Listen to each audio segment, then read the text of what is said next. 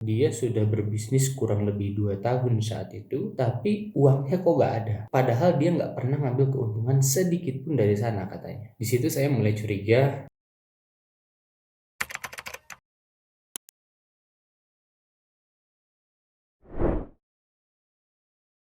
Bismillahirrahmanirrahim. Oke teman-teman, kemarin di part 1, Teh Aida atau Mbak Aida telah membahas cara mengelola keuangan secara umum. Sebelum saya sharing lebih lanjut, saya ingin bercerita tentang pengalaman saya menghadapi beberapa pengusaha pemula. Cerita pertama ada dari rekan saya, yaitu penjual ayam geprek, atau bisa dibilang pengusaha ayam geprek. Bisa dibilang kalau dari segi jualan cukup sukses, karena ini bisnisnya yang pertama turun-menurun, yang kedua dulunya dia gerobakan, sekarang dia bisa sewa tempat. Saat itu dia bisa sewa tempat sendiri lebih premium. Uniknya adalah dia bercerita kepada saya dan mempertanyakan suatu hal, yaitu kenapa dia sudah berbisnis kurang lebih 2 tahun saat itu, tapi uangnya kok nggak ada. Padahal dia nggak pernah ngambil keuntungan sedikit pun dari sana katanya. Di situ saya mulai curiga, dan yang pertama kali saya tanyakan adalah memang berapa modalnya. Nah, saat itu dia menjual ayam geprek itu di harga 20.000. Saya ingin tahu berapa modal yang dia keluarkan per satu porsi ayam geprek. Ketika saya tanyakan hal itu, dia bilang satu porsinya 12.000. Di sana saya belum percaya. Akhirnya saya mengajak dia untuk bertemu dan saya ingin melihat langsung perhitungan dia itu seperti apa. Apakah benar ayam geprek itu yang dia jual satu porsinya 12.000 modalnya? Singkat cerita, beberapa hari kemudian saya pun mengunjungi tempatnya. Saya lihat tempatnya dan lain sebagainya. Di sana barulah saya tahu ternyata dia melakukan kesalahan pengusaha pemula yang paling sering dilakukan. Salah satunya adalah tidak spesifik menghitung modal, terutama modal-modal yang biasanya dikeluarkan besar di awal. Jadi ketika dia jual ayam geprek, pengusaha pemula gitu ya, biasanya berpikir modal ayam geprek itu adalah ayam, nasi, sambal, lalapan ya, sayur-sayuran gitu ya kayak timun dan lain sebagainya. Ya, itu aja gitu. Mentok-mentok sama kardusnya atau minyak, gas dan lain sebagainya. Mereka lupa ada hal yang harus dibayar juga, rutin dibayar, walaupun memang tidak per bulan, mungkin per tahun, mungkin per 2 tahun, atau bahkan mungkin per 5 tahun. Apa saja itu? Yang pertama, biaya sewa tempat jika pengusaha pemula tersebut sewa tempat. Yang kedua adalah alat-alatnya. Ya kalau jual ayam geprek kan pasti ada kayak katel gitu ya, kompornya, dan lain sebagainya. Itu baru sebagian kecil. Banyak hal yang belum saya sebutkan, seperti contohnya dia di sana menyediakan meja dan kursi. Selain take away, bisa juga makan di tempat. Nah, itu juga kan harus dihitung. Meja dan kursi itu kan pasti akan rusak dan pasti akan dia beli baru lagi. Setelah dihitung-hitung semuanya,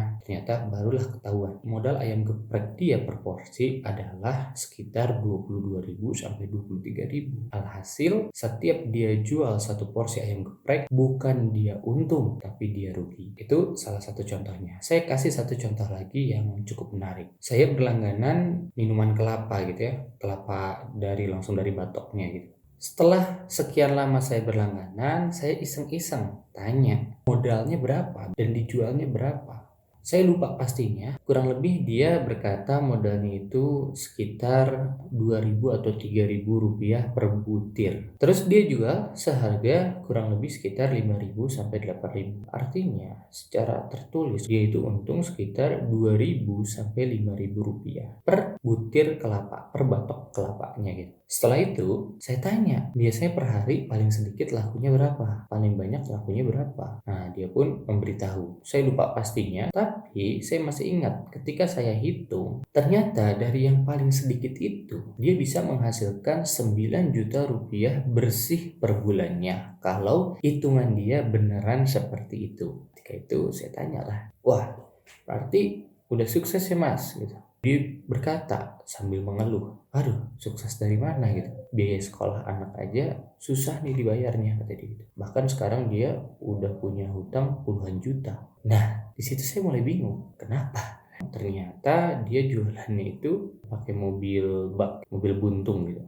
Dan dia ternyata hutang puluhan juta itu untuk servis mobilnya. yang mobilnya itu bisa dibilang sudah cukup tua gitu. Saya baru sadar, oh iya, biasanya kesalahan pemula itu memang seperti itu. Dia lupa mobil itu kalau dipakai untuk jualan, mobil itu kalau dipakai untuk bisnis, itu harus dihitung sebagai modal. Jadi kalau dia pakai mobil, berarti dia harus mengeluarkan biaya modal per bulan untuk olinya mungkin, ganti oli. Perharinya untuk bensinnya mungkin, atau per tahun untuk servisnya mungkin, atau per 6 bulan untuk servisnya mungkin. Nah, dia tidak menghitung itu. Alhasil yang 9 juta itu habis bahkan mungkin gak cukup untuk menutupi bensinnya, ganti olinya, servisnya, dan lain sebagainya. Oke, jadi itu dua contoh yang bisa saya share, yang bisa saya bagikan di video kali ini. Kenapa saya nggak bagikan lebih banyak? Ya karena takutnya durasinya terlalu panjang.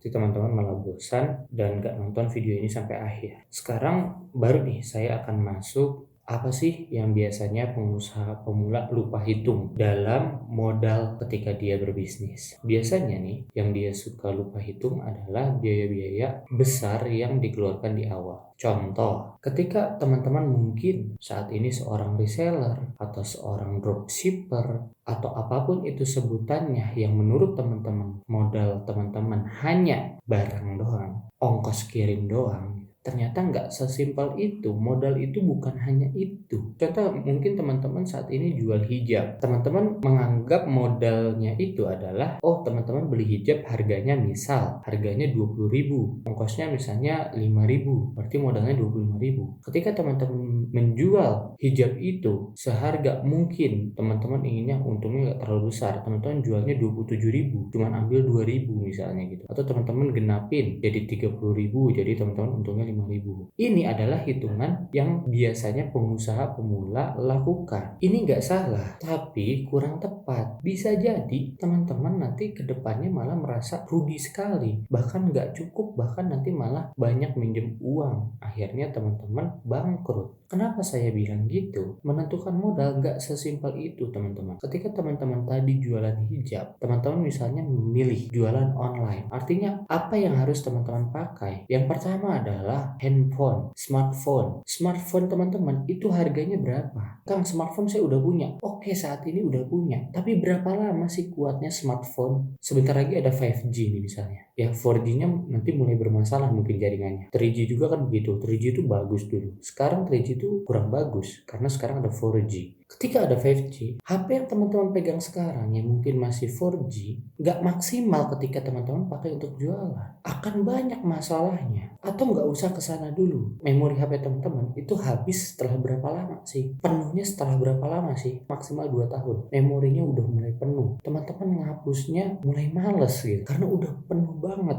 Udah mulai banyak masalah. Udah melambat. Udah nge-lag, udah nge-hang HP-nya. Nah ini kan akan membuat teman-teman malas berjualannya. Mungkin yang tadinya teman-teman bisa laku sehari 5 hijab, 10 hijab gitu ya. Ketika HP-nya mulai melambat, teman-teman lakunya paling 3 hari sekali, 4 hari sekali. Atau bahkan udah males gitu. Karena HP-nya sudah tidak mendukung. Artinya seharusnya HP ini, handphone ini, smartphone ini dimasukkan ke dalam modal. Loh gimana Kang cara memasukkan ke dalam modalnya? Kan kita nggak beli tiap bulan. Bahkan kita juga mungkin nggak beli tiap tahun. Anggap aja HP itu teman-teman wajib ganti, harus ganti ketika handphone teman-teman penuh. Kita asumsikan aja, anggap handphone teman-teman mulai penuh ketika di tahun kedua. Ya sudah, dihitung aja. Contoh, HP teman-teman harganya 12 juta. Teman-teman baru ganti HP lagi tahun depan. Artinya 12 juta ini dibagi 12 bulan. Jadi per bulannya teman-teman secara nggak langsung harus mulai menabung 1 juta rupiah untuk membeli HP baru di tahun depan. Jadi ini masuk modal 1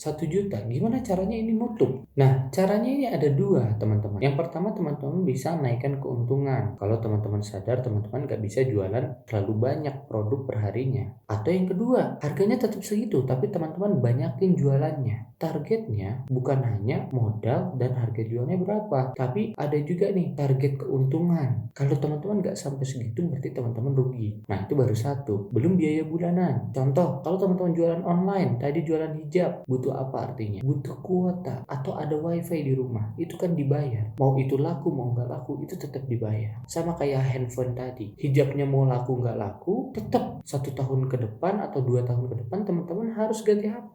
Karena feel-nya beda, rasanya beda ketika teman-teman jualan di HP yang lancar ketika teman-teman pakai dengan HP yang nggak lancar, banyak masalahnya gitu. Nah, ini baru simple aja saya kasih tahu kenapa? Karena mungkin di sini teman-teman banyaknya yang masih jadi reseller atau masih jadi dropshipper. Nah, kalau teman-teman seorang business owner itu lebih beda lagi, akan lebih banyak lagi hal-hal yang harus dihitung. Misal kulkas, ya kalau teman-teman pengusaha kuliner, kompor yang tadi saya bilang, alat-alat masaknya, ya minyak, gas, dan lain sebagainya. Ya belum lagi kalau kuliner ada biaya-biaya nggak terduga. Misalnya contoh, resiko produknya busuk, bahan bakunya busuk atau bahan bakunya basi itu berapa persen, itu harus dihitung juga tuh. Ini yang biasanya teman-teman jarang hitung dan ini yang biasanya membuat teman-teman bisnisnya bangkrut. Kalau teman-teman mau tahu nih lebih detailnya gimana untuk menentukan modal, teman-teman bisa nih langsung ikut aja seminar namanya The Power of Accounting. Di seminar ini yang akan sharing adalah yang kemarin ya, Mbak Aida. Beliau ini luar biasa ya, anak muda yang luar biasa. Saat kuliah dulu dia berhasil membantu omnya melunasi hutang puluhan juta hanya dari menghitung modal dan mengefisiensikan modalnya. Dan di umur ke-23 dia berhasil punya bisnis sendiri dan buka cabang kedua. Bahkan dia berhasil membeli sebuah properti sendiri dari hasil bisnisnya. Teman-teman nih, kalau mau belajar lebih lanjut, teman-teman bisa langsung chat ya nomor yang ada di deskripsi. Pasti banyak yang nanya nih, berapa biayanya Kang? Di pekan ini biayanya ada harga khusus ya, khusus sekali. Teman-teman bisa langsung chat aja nomor yang ada di deskripsi. Semoga video ini membantu teman-teman dan membuka wawasan teman-teman. Teman-teman bisa lebih kebayang bahwa modal itu nggak sesimpel itu. Modal itu banyak yang harus teman-teman hitung. Modal itu banyak yang harus teman-teman pikirkan, detailkan, spesifikkan agar ketika teman-teman jualan, teman-teman bisa benar-benar untung. Oke, terima kasih teman-teman.